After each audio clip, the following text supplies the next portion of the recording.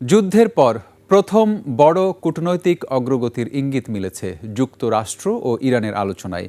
ইরানের জব্দ থাকা $12 বিলিয়ন ছাড়ের বিষয়ে সমঝোতার কথা জানিয়েছেন দেশটির প্রধান আলোচক মোহাম্মদ বাঘের গালিবাফ। এর মধ্যে পাকিস্তান সফরে গেছেন প্রেসিডেন্ট মাসুদ পেজেশকিয়ান। তবে লেবাননে ইসরায়েলি হামলায় 2 জন নিহত হওয়ায় নতুন করে উত্তেজনা দেখা দিয়েছে। বিস্তারিত নীলাদ্রি ফারহানার রিপোর্টে।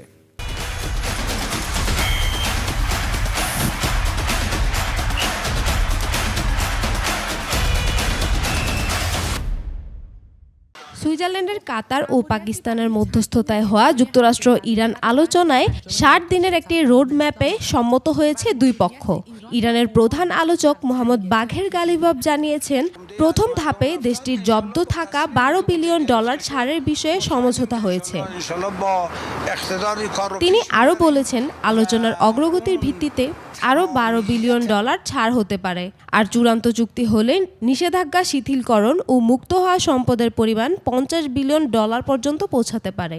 একই সঙ্গে তেল রপ্তানির উপর কিছু নিষেধাজ্ঞাও সাময়িকভাবে শিথিল করেছে যুক্তরাষ্ট্র।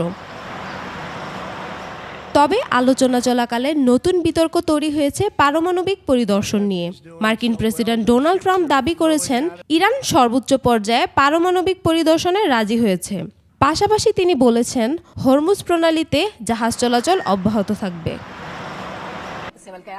আলোচনার পর মঙ্গলবারে পাকিস্তানের ইসলামাবাদে পৌঁছান ইরানের প্রেসিডেন্ট মাসুদ পেজেশকিয়ান। বিমানবন্দরে তাকে স্বাগত জানান প্রেসিডেন্ট আসিফ আলী জারিদারি, প্রধানমন্ত্রী শাহবাজ শরীফ এবং পররাষ্ট্রমন্ত্রী ইসহাক দার। ধারণা করা হচ্ছে, যুক্তরাষ্ট্র ইরান সমঝোতায় পাকিস্তানের মধ্যস্থতাকারী ভূমিকার জন্য কৃতজ্ঞতা জানাতেই এই সফর। এদিকে দক্ষিণ লেবাননের নাবাতিয়ে আল ফাউকা এলাকায় ইসরায়েলি বাহিনীর গুলিতে 2 জন নিহত হয়েছেন। Niladri Farhana, desk report, 21 television.